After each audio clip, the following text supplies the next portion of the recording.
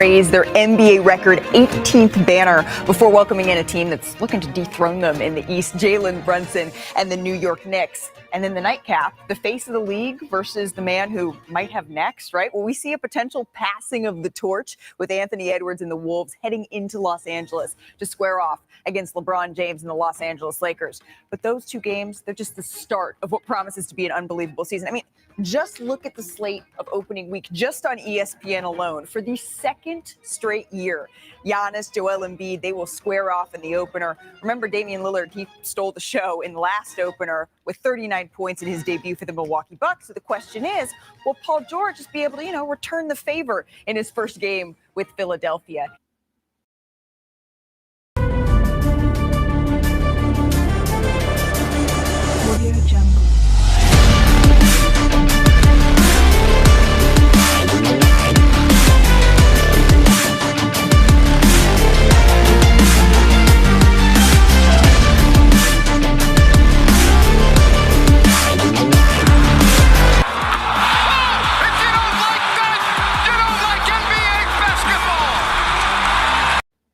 Good afternoon. It's the King's Court live coming to you from the King's Court studios. Court is in session. How's it going today? We have a schedule, and I am here to talk about it. In fact, Grant and I will be back tonight at 8 o'clock to break it down together. But hey, I don't want to do all the hard lifting here today. I need your input. I want to know what you think about the schedule. Are you like, yeah, brother, it's a great schedule? Or you look at this thing and you're like, uh-oh, it's garbage. Yeah, so what's it gonna be? I have my initial thoughts on it. We're brought to you by Bennett's West Side Grill in Rockland. Make sure you go check out Bennett's Restaurants.com. You can find out more about their other locations, their specials. You guys have already, guys and gals, I should say, have found the new special. You can do 2 3-course dining for as little as $25-30. Hard to beat that. So the schedule is out. I'm going to go to the chat first because I've got some thoughts on it. I've got some strong takes on it. But I want to see what you all think of it first. Not seeing much. I've got some of my takes in the ticker. Bane kicking us off here on the King's Court on If You Don't Like That. You're a little bit choppy, my dude. I think you caught the Napes vibes. Am I choppy now? Are we good? I look clear. I can see my ugly mug clear. Do I sound clear? We good, Bane? You better not be messing with me, Bane. Bane, I will find you, my man. Zakara NBA only has six national televised games / TNT games. I don't care about the national televised games, to be honest with you, Zach. Zach, Grant came down a little hard on you last night, buddy. Are you doing okay? Zach, do we need to have a one-on-one? You good, buddy? Okay. Just want to make sure. That Napes guy, sometimes he can get a little nasty, but isn't that what he's known for? Isn't that why y'all tune in to Mr. Napier? Hell, somebody came on and called him the red step-headed child. What? They didn't even say it right. That's why I said it. The red step-headed child, I believe, is what the caller said last night. But all right, Adam, let's see. Are the fans of the King's Court called jesters? No, you are not. No, jester, and I'm not like real familiar with medieval law and all that. I mean, sure. Thank you, Adam. Appreciate it, brother. Appreciate it, Adam. Brother. I don't want to call you gestures. I don't. Gestures just doesn't seem right to me. Yeah, Sea-Dog, 41 on the road, 41 at home. Kevin, what's up, my man? Poop to many of the games on the road early and late. That is actually something that I have in my notes, Kevin. Going to talk about that here in just a second. All good, Zach, man. We're here for it. So, all right, let's kick it off. We've got about 45 minutes of content today. In fact, I got an hour and a half of content, but I want to save a lot of it for tonight with Grant. Remember, make sure you join us at 8 o'clock. Would love to have it. You guys could be subject witnesses. You guys are expert witnesses. I like that. Expert witnesses. But it's too long. Keep trying. We'll come up with something. We will come up with something. But let's talk about our main story. The Kings' schedule is out. Now, a lot of what we had been hearing and or reporting held true. Now, the NBA made a few changes towards the end with the addition of some NBA TV games. So ultimately, the Kings have 12 that could be on national TV. Now, I want to really emphasize this fact, and that is games can be flexed. If the Kings are playing well, then don't worry about it. You're going to end up on TV. If they don't play well, that's what you're going to get. And I'm with Zach here. Zach, can I call you Zach instead of Zagara? Yeah. Rhino trying to be chill. I'm just being myself, my man. You know what it is? I'll be honest with you, Kevin. Everybody, the jury. That's better. Better, Sea-Dog. Sometimes I've not liked I love the studio. Don't get me wrong. The studio's great.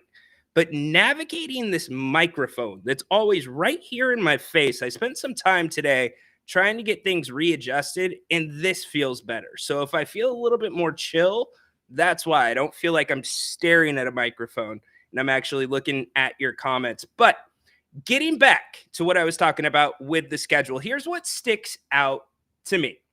You play the Lakers 3 times really early in the season. Appreciate that, Zach. Good man. Good man. You play the Lakers 3 times early in the season, all of them within the start of the season to December. Okay. Do I have a big problem with it? Not really. The Kings don't have as many of those double games, but the Lakers are one of them where they play them 2 times at home within 3 days. So all in all, the Kings have 16 back-to-back games. And every team, I don't know what the average is. It's a little early to start doing strength of schedule and all that garbage right now. But I don't have a problem with 16 back-to-back. Now, yesterday when we were talking about the schedule, some of the things that I said bothered me was that late East Coast road trip. And so Sean Cunningham was the first to report that 6 of the last 9 would be on the road for the Kings. I did some digging around. I was hearing roughly around the same. Well, that holds true. And going back to my point about yesterday, that late East Coast road trip that the Kings had, that one to me was weird. And it came at a really bad time for the Kings. It's when the injuries had stacked up. In fact, you remember the Kings were in the 2-minute report 3 times in the last 6 games of their 3 times in 6 games that went on during that road trip. So you look at December, they've got a lot of home games, And Adam was happy about that. Adam texted me. He's like, oh, there's only a couple of games that are away from the G1C in December. And yeah, the Kings traditionally play a decent amount of games at home around the holidays. But I'm going to jump straight to the end of the schedule. Here is what I do not like. The Kings have another late East Coast road trip. Let's talk about it really quick. The Kings play Portland on Thursday, the 27th. here in Sacramento. Then from March 29th to Monday, April 7th, they hit the road for a 6-game, yes, 6-game East Coast road trip. Again, they get tagged with that late East Coast road trip. It breaks down like this: Orlando, Indiana, Washington, Charlotte, Cleveland, and Detroit. So I will say it's a little more friendly than it was last year. Last year, you had the Knicks, you had Boston, Brooklyn, just to name a couple. I believe Oklahoma City was part of that group, right? No, Adam, why are you making this about you? And who is Adam anymore? I thought it was what was it, Adam? It was the casual guy. What's up, the casual guy? You're listening to Casual Guy Podcast. No. And then it was Adam and some other guy. So, Adam, what's going on, man? It's so hard to keep up with you anymore. There's so many personalities going. Okay, can I get back to my Kings take? Here we go. So, I just laid out the East Coast trip. So you want to rub a little salt in the Kings' wound at the end of the season? Here it is. You get back, or the last game, Monday, April 7th in Detroit. The Kings have a one-day turnaround. One-day turnaround until they play the Denver Nuggets at home. That is insane. We talked about this last year, and I think he even talked about it earlier this week. With East Coast road trips, especially 6-game trips, usually teams, if you are flying from coast to coast, you're going to get a couple of days off. Here's the other thing. The end of that road trip, you play 3 games in 4 nights. So let me lay it out for you again. You have Charlotte, April 4th. Sunday, April 6th, you have Cleveland. Monday, April 7th, you have Detroit. And then Wednesday, April 9th, you have Denver. That's rough. That is rough. Now, I go back to the fact that the team's not as talented as they were at the end of the season last year, but that's a big ask. So the Kings finish out the season like this. They go Denver, LA, and Phoenix. So what I'm trying to lay out to you is the way it looks right now. If we assume the Western Conference is going to be competitive, I know the Clippers lose Paul George.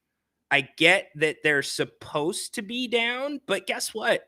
They played really good basketball for most of the year last year, and then it all fell apart at the end. So I don't know what to expect from them. Not to mention they're opening a new building, the Intuit Dome. Steve Ballmer, most toilets in the history of an arena, says something about their product, do you think? But getting back to what I'm saying, Denver, LA, and Phoenix, that is, I would strongly contend, as we sit here today on August 15th, those 3 teams that you end the season with, although it's on your home court, those 3 are going to have a bearing on the playoff picture. In fact, there's some that will argue those are the 3 that you are going to be fighting for position with.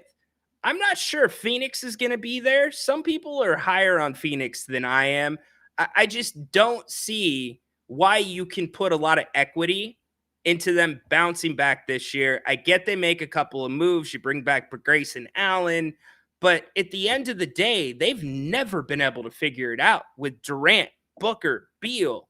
And so if I'm the owner of the Phoenix Suns, who's a relatively new owner, a young owner, I've got a really, really short calendar on how long I am going to let this play out before I'm going to get my ass out of the aprons, because they're paying a lot of money for what was a little production last season, or at least not as much production as you should be getting from a big 3 like that. And don't mention Durant, older, Beal can't stay on the court, and now he's a year older. And then, Booker, king killer, all first team, but he has injury problems too. So where do you guys all stand on the schedule? Those are my big initial thoughts looking at it. Otherwise, it looks fairly balanced. I mean, you do have a brutal back-to-back during your homestand in March. I forgot to mention that. You do have the March homestand, but check this homestand out. It ain't going to be a breeze. You got Memphis, Cleveland, Chicago, Milwaukee, Boston, and Oklahoma City. And you've got Oklahoma City and Boston. You only got 1 day in between those. No, excuse me. I'm looking at that wrong. That's what I thought it was. It is a back-to-back. Boston and then Oklahoma City. Arguably the two favorites. They might be the betting favorites right now for the Eastern and Western conferences, respectfully. So, give me your thoughts. I've laid out my initial thoughts. Remember, Grant and I are going to be back tonight at 8 o'clock. We're going to be breaking down the Kings schedule, taking your calls, also talking about everything else going on in the world of sports. We've talked a lot about Aaron Rodgers. I'm happy to continue that conversation here. If you would like to give your thoughts on the article that details the fracture between him and his family, the new unauthorized biography that's going to be coming out by Ian O'Connor, we can hit that. We can also hit NFL football preseason week 2.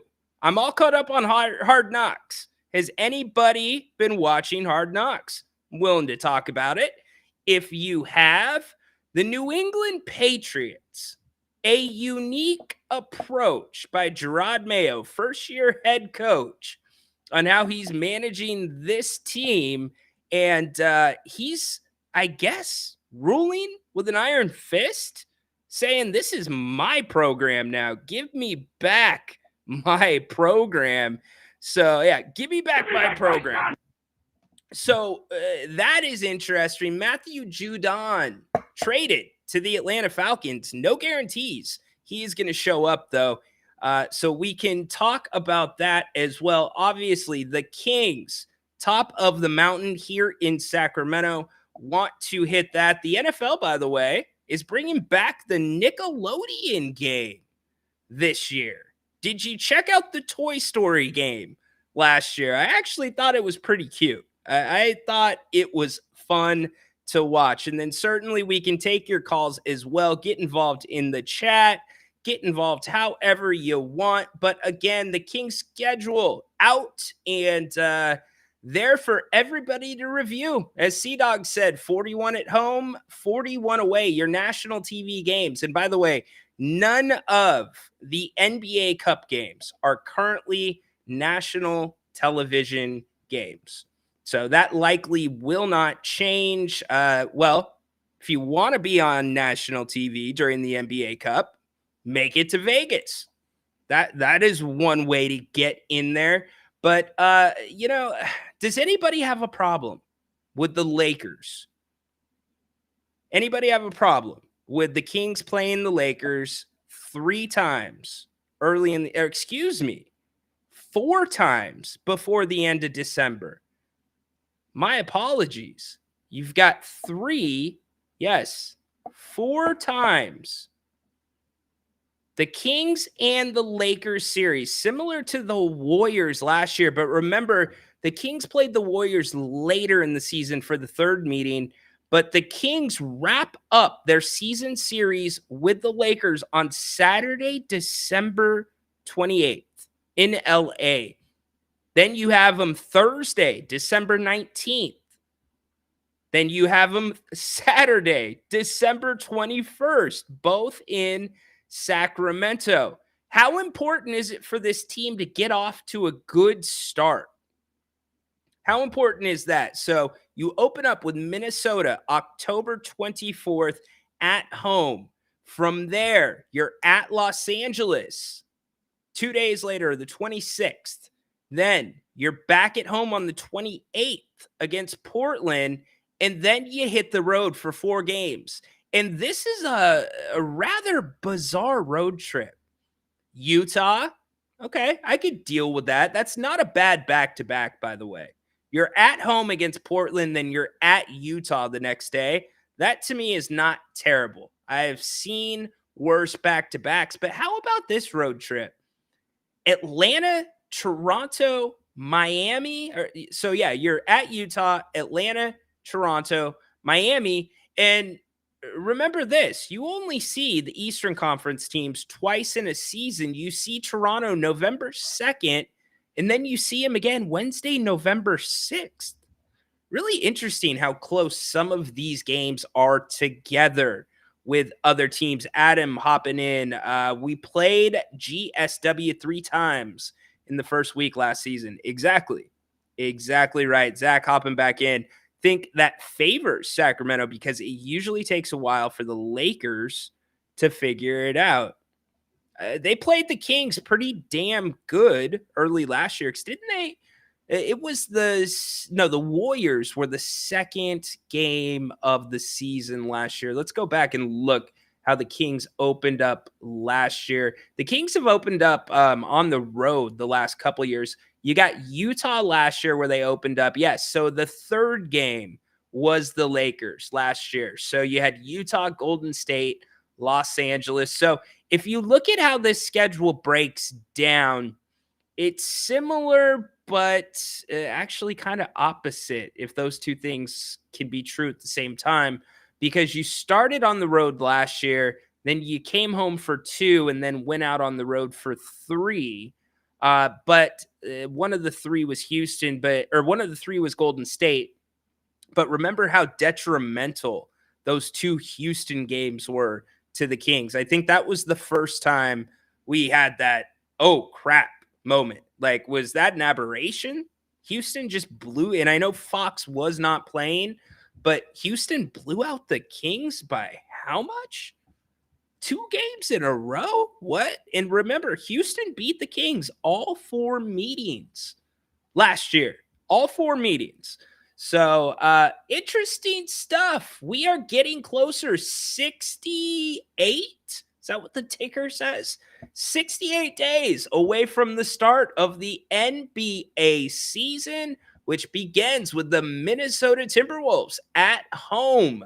The Kings' second game against the Lakers on the road is an NBA TV game.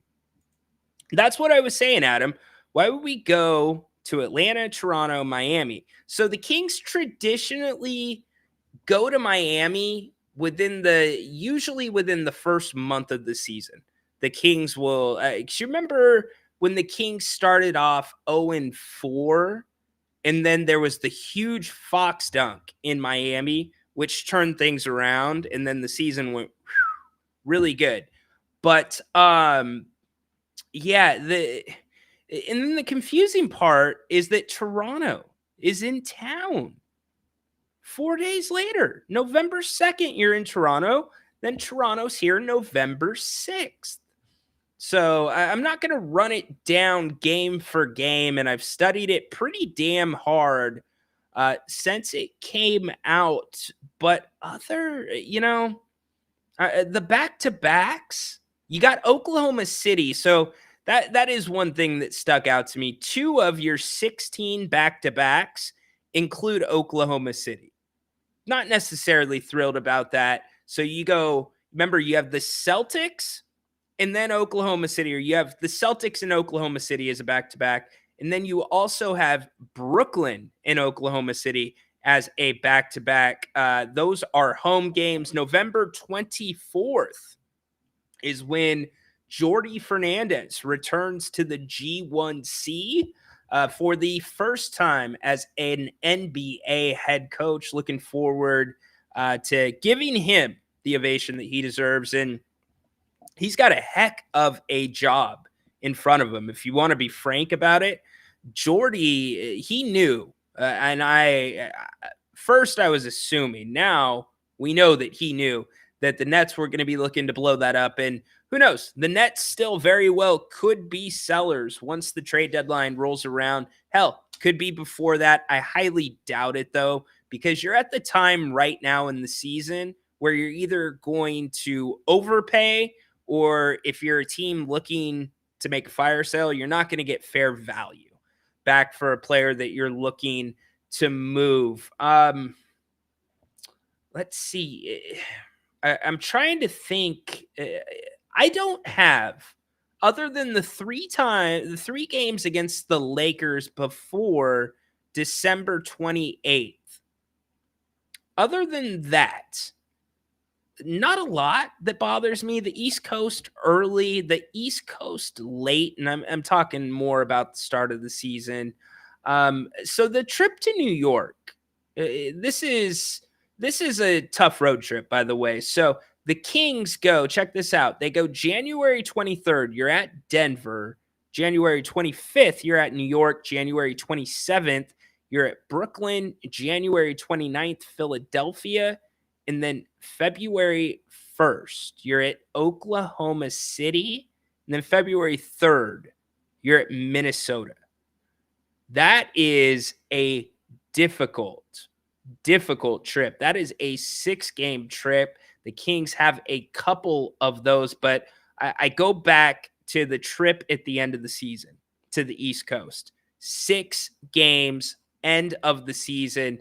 And they do you no favors with Denver on a one-night break back at home. We know traditionally the Kings, and it's not just the Kings, this goes for many teams, they don't play well coming back from long road trips. And to only have a day, you have one day after 3 games in 4 nights on the road, it's going to test their fortitude. And again, Denver, LA, and Phoenix at home to end the season. Those are all 3 teams. If you look at the odds right now, those are all 3 teams that the Kings theoretically will be battling against for a playoff spot. Probably at that point, hopefully, a playoff spot, not a play-in spot. Because if you are struggling to make the play-in and you end the season, Denver, Clippers, Phoenix, that's a tough ask, especially with Denver only on 1 day of rest after a 6-game East Coast road trip. I'll be interested to see the amount of miles traveled for teams. And it seems fairly straightforward when you think about it because everybody plays everyone. We've talked about this. But I wonder because the Kings are going back and forth multiple times here to the East Coast. I wonder how they rack up in actual miles traveled. And as the days go along, we'll start to get certainly strength of schedule and analyzing that. Looking at this schedule right now and knowing how they determine strength of schedule and looking at the back-to-backs, I've got to say, in my opinion, the Kings, I'm going to guess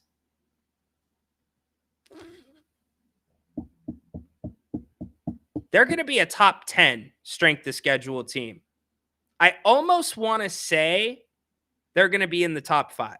Don't quote me, but I would be very surprised because you know how you have the Lakers here in December with a day in between the games or 2 days in between the games? Wednesday, February 12th, New Orleans, at New Orleans. And then Thursday, February 13th, at New Orleans. Rarely, when you have the back-to-back road games against the same team, are they actually in back-to-back nights. So I'm looking at those things. I'm looking at the Boston back-to-back with Oklahoma City. I'm looking at the other back-to-back that I told you about that included Oklahoma City.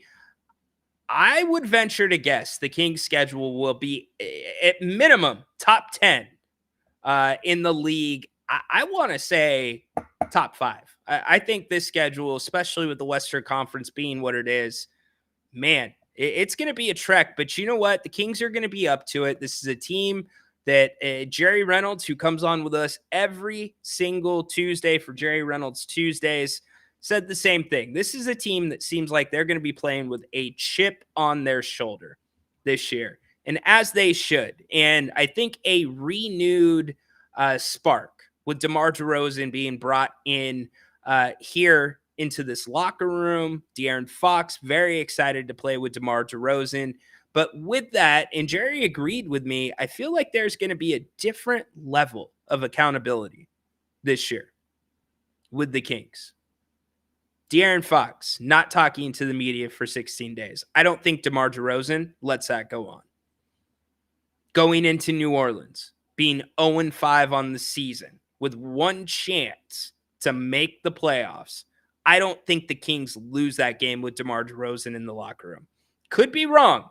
This thing could not work out and everything could go to hell, but it just seems a little different. You got Malik Monk, who easily should have been the sixth man of the year last year. It's not even close. Nobody was close to Malik Monk. Naz Reid, by the way, how many games did he start for Karl Anthony Towns? Can you really, in the spirit of the rule, in the spirit of the award, call him a six man? I know he is, and you can't blame injury, but Malik, he led players off the bench in scoring, not just last year, but the year before. 2 years in a row. First player in over 30 years to do that. So you got to think he's going to be a little slighted. What about Domantas Sabonis? You make an all-NBA team, but you don't make an all-star team? And not only do you get slighted by the voters, but you get slighted by the coaches too? You guys remember the player poll that came out in The Athletic that said, who is the most overrated player in the NBA? Domantas Sabonis got 2% of the votes. So if I'm Domas, I'm a little jaded. How about De'Aaron Fox? Such a complicated situation with De'Aaron Fox. And I'm not going to sit here and act like I'm not hard on De'Aaron. I am. I absolutely am. I thought De'Aaron's basketball IQ last year was below par for him. I did. But when you look at the situation, both De'Aaron and Domantas, that they were put into, especially last year, the Kings had two creators for the most part. Two creators, and the rest of the roster was finishers. So that leaves it to Domas. It leaves it to De'Aaron. And I guess I'm leaving Malik Monk out because he was hurt at the end of the season. But it left it on them to get everybody else the shots that they needed. Get them to the spots that they needed to be successful. That changes with DeMar DeRozan. But De'Aaron, when things go bad here in Sacramento, he's the first person that we point to. Usually he's when Grant and I do our post-game shows, we see the comments. When De'Aaron has a bad game, it's like, trade De'Aaron, get him out of here, right? But then when he does good, he doesn't always get all the love, or it's what he didn't do. And, I think if you want to have fair criticism of De'Aaron last year, it was the three ball. The three ball. Yes, I know the percentage was up. I absolutely know that. But Jerry Reynolds, again, agrees with me here. That extra point that you get from making the shot from beyond the arc is not as important as the benefits that the team get when you get to the free throw line. Gives everybody a little blow. It allows you to set your defense. It gets the other team in foul trouble individually and as a team. Gets them in the penalty earlier. So the collective benefit of De'Aaron getting to the hoop more is far more important, in my opinion, Jerry too, I don't want to talk for him, than the extra point you get from the three-pointers. So that was something De'Aaron took some heat on. But at the end of the day, we all say it's De'Aaron's team. We do. But if you look at the contracts, it's not. Think about that. We all heard the podcast from Rudy Gay earlier in the offseason, and he felt like his prime was wasted to a degree here in Sacramento. And if you're De'Aaron Fox, you're right in the middle of it. And I've got to believe, no concrete evidence, but I've got to believe that last year it rubbed De'Aaron the wrong way. That Sabonis, probably not the extension, but the fact that the Kings didn't do more in the offseason and didn't do more at the trade deadlines coming off of their playoff year. And now the Kings have changed course. They have done that now. But to say that it's De'Aaron's team when Domantas is the highest paid player on the team, it's tough. So De'Aaron doesn't always get a fair shake. But having DeMar DeRozan in this locker room, I think significantly changes not only the chemistry and the dynamics, but it changes what is going to be asked of De'Aaron on the court. As soon as you had Keon Ellis last year come into the starting lineup, start getting playing time, De'Aaron didn't have to overcompensate defensively for other guys he was playing with on the court. Not going to say any names. Keon could hold his own a little more, which allowed De'Aaron to get freed up and do exactly what he does best. And what he does best is play that free safety role. His steals went through the roof the second half of the season. And then also the Kings last year. Remember, De'Aaron was the inaugural clutch player of the year.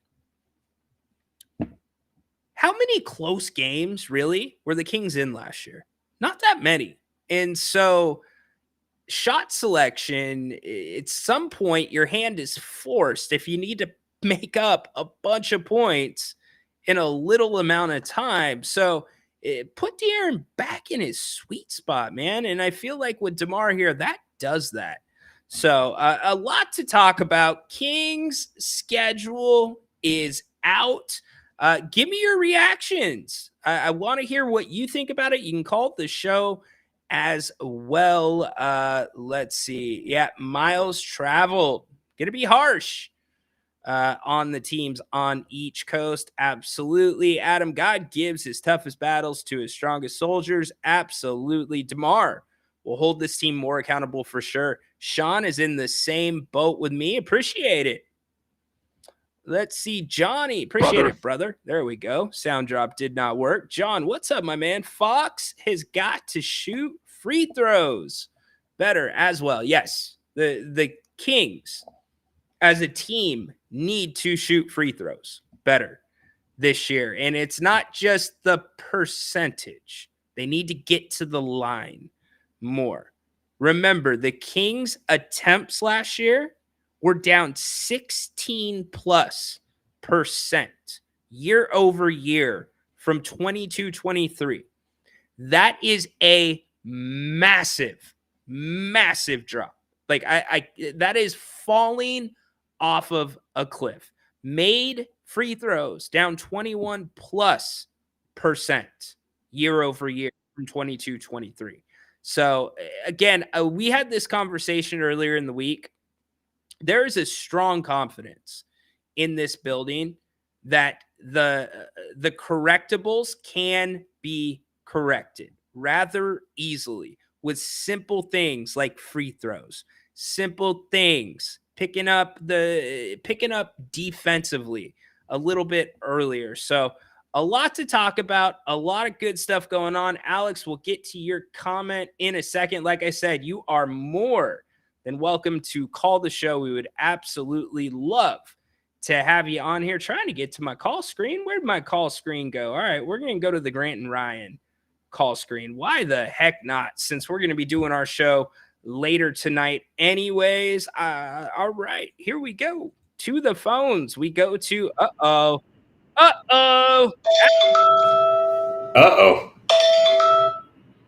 My alarm is going off. No worries, dude. Thanks for calling me. What's up, brother? Nothing much, my man. I figured I'd drop a dime on a Thursday. Absolutely. Lay it on me. I don't really have anything, but Okay. I'm down to chat about the schedule and kind of your thoughts. Like, I don't know. I've been laying them out for the last 40 minutes, my man. Yeah, I 100%. mean, I again, the end is brutal. That's for sure. Some of the back-to-backs, hard back-to-backs. You got Oklahoma Hey, City a couple of times. You've got New Orleans as a back-to-back. So, it is what it is. This isn't going to be an easy Western Conference. It's not a walk in the park. So get it done.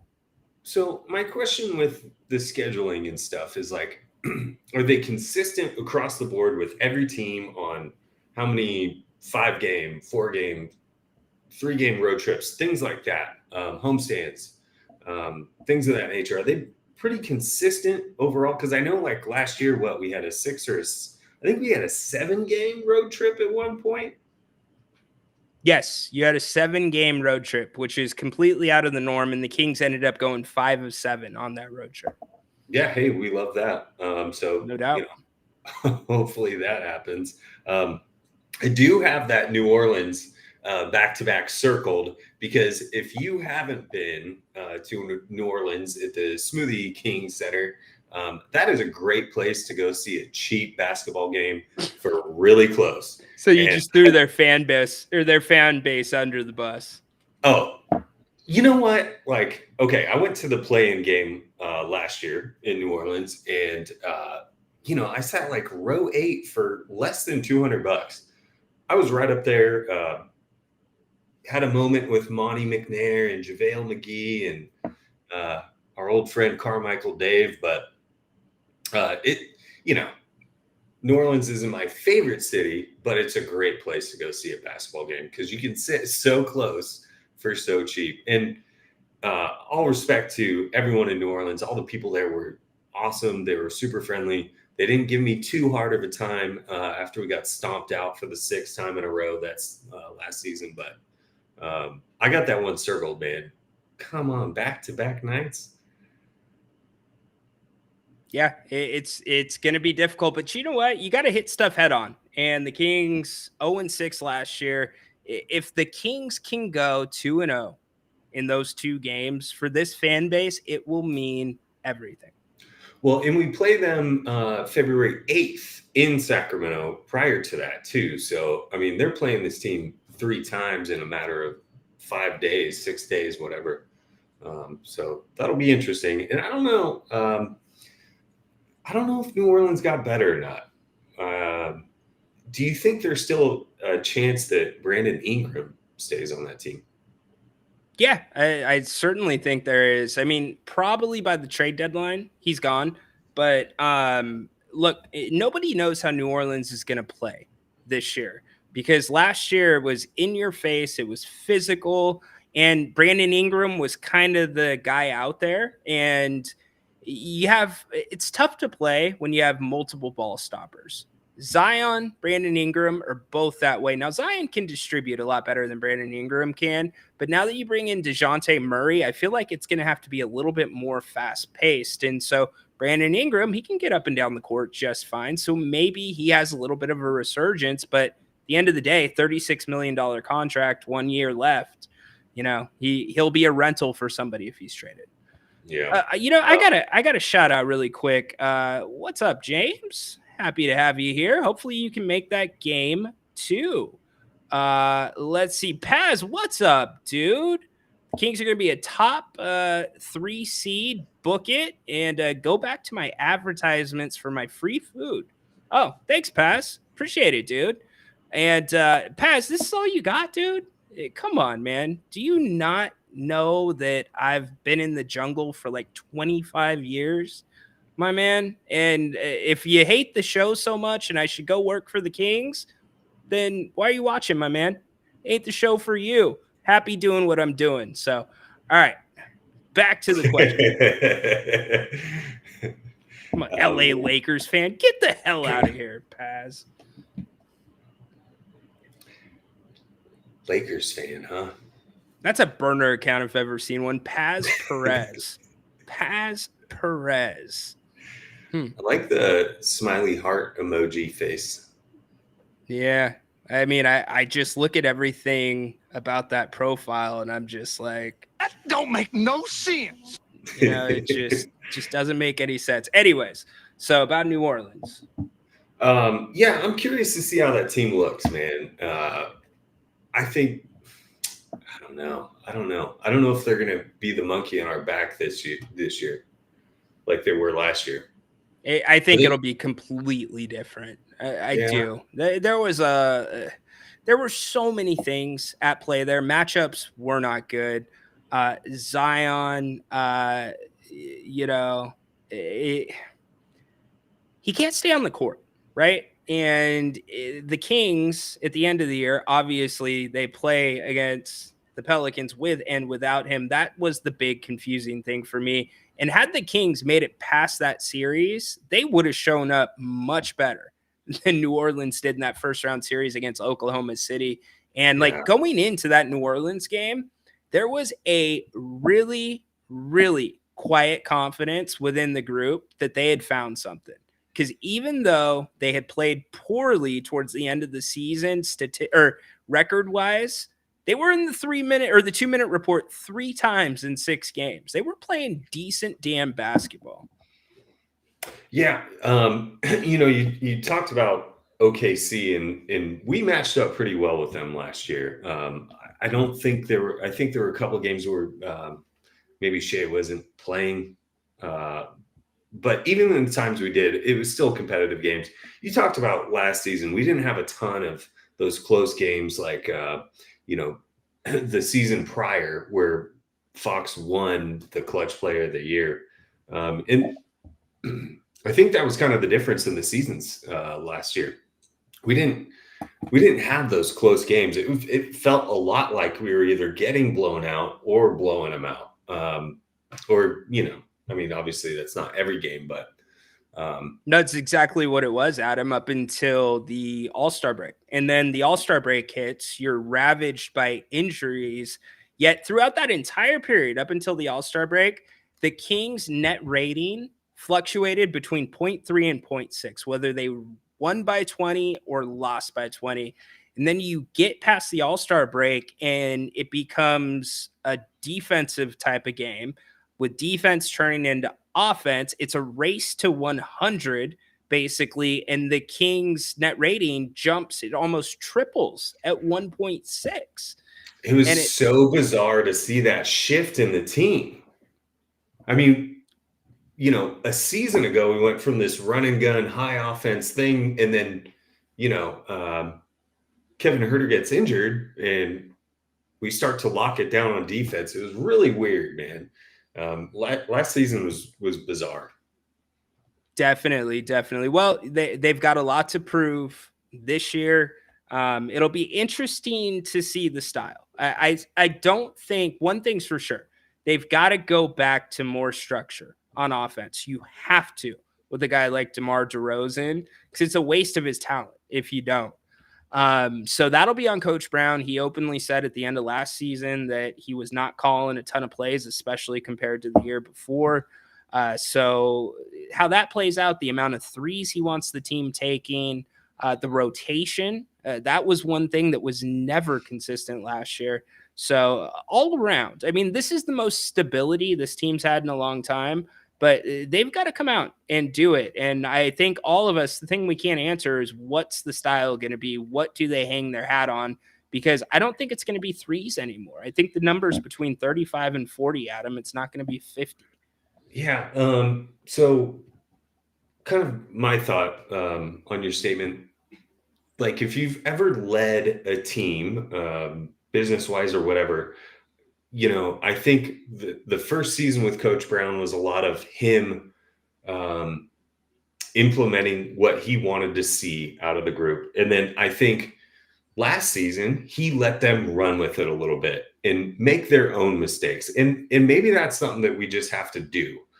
Maybe that's part of the pain that comes with the growth. And so, does Fox and Monk and Sabonis and some of the core players, do they learn from last season and their mistakes when they were, I guess, running the offense. And then we kind of sort of meet in the middle a little bit more. Like, I'm a firm believer, like when my team at work, I've been giving them a lot of freedom, right? And I think that's great because you're letting them make the mistakes, but they also get to celebrate their wins when they do win.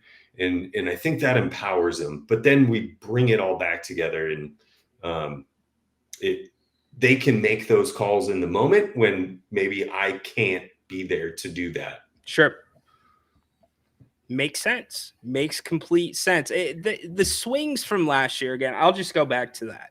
It's hard statistically to conceptualize another season where you'll see swings like that again, where you have De'Aaron Fox that goes from the inaugural clutch player of the year to 5th in missed field goals in the NBA. You know, it was wild. So I think part of it is the Kings had a target on their back. And this year, I don't think there really is one so much. I think they're kind of looked over. They've been passed over award-wise. So back to standard operations, man, how it usually is in Sacramento. And I think that'll make a big difference. Yeah, and I think you mentioned it last night on Grant's show, but not having that target on the back, sort of being the underdog again. And I like that. And I've always liked that for this team. I think it's kind of our MO as a organization, to be honest. We've always been that. At least we're not the Phoenix Suns in a huge major market and have never won anything. That's all I got to say about that. Well, they made it to an NBA Finals. The Kings have not. So. Yeah, but nothing made me happier than seeing Devin Booker and Chris Paul walk off the court with no ring. No doubt. I hear you, my man. I just can't stand those dudes. And I know you like D-Book, but I can't stand No, I just respect his game. Yeah. I think he's a really good player when he's able to stay on the court. He's explosive. 100%. So. He absolutely is, but I don't – he's not for sure. Well, Adam, appreciate the call, brother. Thank you, sir. All right. Have a great rest of your show. Adam. Good call by our man, Adam. Happy to have him on. Like I said, we are going to be back tonight, 8:00. Grant and I will be talking more in depth about the schedule. We will also be talking some football and going on with everything that's happening in the sports world. It's funny how a week or two can make such a huge difference when it comes to content and a new season where we're right smack in the middle of training camp turning into preparations for the regular season. The Niners no longer are calling it training camp because they're past the 15th day. Got a ton of injuries to talk about in the NFL. Still a lot left on the Aaron Rodgers story. I think that's fascinating. If you've not read the article, go check that out in the New York Post. We've been talking about that the last couple days. Week 2 of the NFL preseason coming up and coming at you. Starting tonight, there is a game tonight that you can check out. I believe the Eagles are actually playing tonight. Let me lock that in for you really quick as I get my football screen up. Tonight, you have, the Eagles and the Patriots. Gerard Mayo. So you know what? That is a good flip of the page really quick. And Paz, my man, dude, for somebody that really, really seems not to like me, you seem to know the show really, really well, dude. Talking about Bennett's, good for you. Appreciate it, my man. We'll get to that Bennett's live read in a minute. Condog, will Aaron Judge be considered the best hitter of all time when it's all said and done? He's at 300 already right now. It's hard to conceive in an era where hitting is like kaput. It's home run or nothing. Really interesting. C-Dog, did you see the article in ESPN today about a proposed change to where a starting pitcher would have to throw at least 6.1 innings? That was interesting. Trying to spice things up, make it a little bit more entertaining of a game offensively. I don't know. It's hard to say of all time, but he's young enough and he's doing it on the biggest stage in baseball, arguably one of the biggest stages in sports. And Adam obviously brings up some of the counters, especially in this area of the country. Okay, there you go. Everybody has their own opinion. Everybody has their own opinion. Judge did it with no steroids. See, here we go. Here it goes. I do think, though, it is really hypocritical of baseball to leave some of these guys out of the hall. And they're going to have to make it in through what they call the backdoor process. The Veterans Committee is going to have to vote on bringing them in. When Major League Baseball, knew well and good what was going on, and they had no problem whatsoever with the ratings. So really quick, want to tell you, my boy Paz got us thinking about it. He knows the show so well. Let me tell you really quick about Bennett's, our sponsor today. Bennett's Westside Grill in Rockland, located in the Blue Oaks Town Center.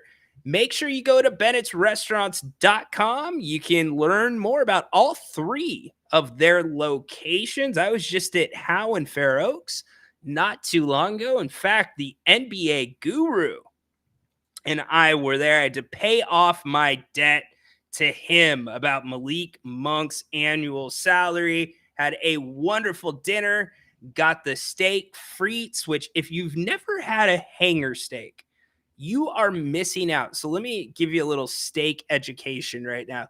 The hanger, yes, like an airplane hanger. The hanger steak is the cut that a lot of times the butchers keep for themselves because it doesn't sell for a lot, but it's like the underground filet mignon. And Bennett prepares it incredibly, comes with a beautiful bed of arugula, French fries, absolutely incredible. Also with a red wine demi glaze. If you go to bennettsrestaurants.com, you can see the different specials they're running right now. Some of you have already found them. The 2-course, 3-course meals for under $35. Yes, that's right. Affordable and amazing. Huge thanks to Brian and the team at Bennett's Westside Grill for sponsoring the King's Court tonight and sponsoring If You Don't Like That in part. So really, really excited. It's been a good day talking some schedule. Last thing I want to get to before we get out, it is Jerod Mayo. So he is really shaking things up. Oh, wait, wrong screen. Where'd it go? There we go. We're getting used to our new system. We've got 2 shows loaded into here. There we go. Jerod Mayo. So he is the head coach of the New England Patriots. First-time head coach, replacing Bill Belichick, obviously. Well, what's interesting about him is since he's come in, he's really tried to make it his own, start from scratch. And he's ran his program a little bit different. Guys like Nick Cattles, who was on the radio here in Sacramento for a little bit, Cattles and Rami. Nick back in that part of the country now, covering the Patriots and doing a great job of it. He's really laid it out well. You can go find him at Nick Cattles Radio on the X. But Jerod Mayo, Matthew Judon was in camp. And remember, he was like a hold-in. He wanted a new contract. And him and Mayo had a little run-in on the sidelines during practice. You know what Mayo did? Traded him. Gone for a 3rd-round pick to Atlanta.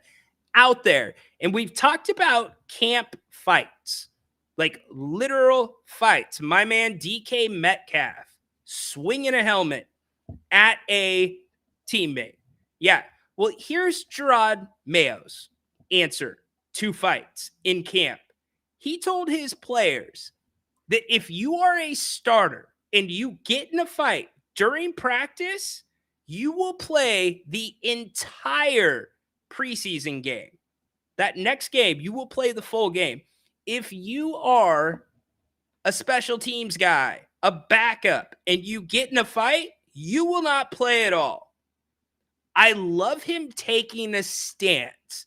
I don't know how much I love having your starters play an entire preseason game as punishment. We have seen the big, and I mean big amount of injuries happen this preseason, not just in the games, but the majority of them in practice. I don't know how, if Drake May tore an Achilles because Gerard Mayo had him play the entire game, Gerard Mayo would face Robert Kraft and explain that one. So, not judging his approach whatsoever. It's refreshing.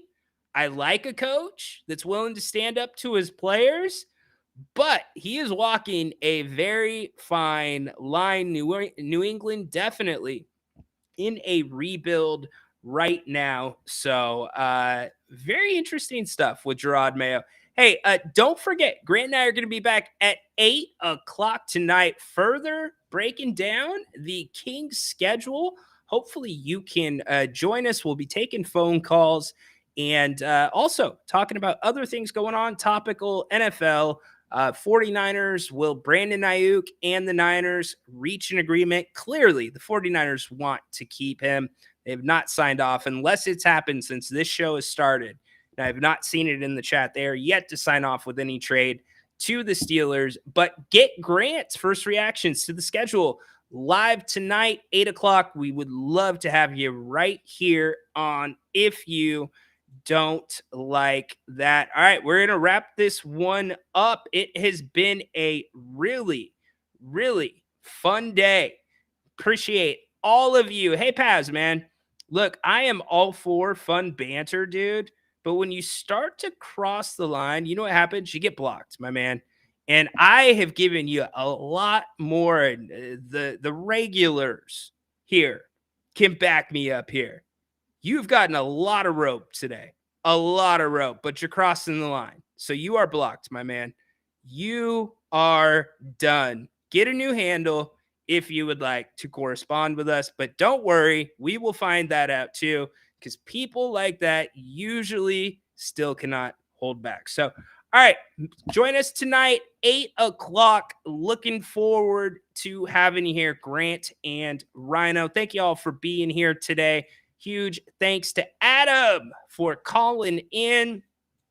And man, again, 68 days until basketball. Can't wait. Hope that all of you make it a great rest of the afternoon. Grant and I will be back 8 o'clock tonight. Hit it, Tedora.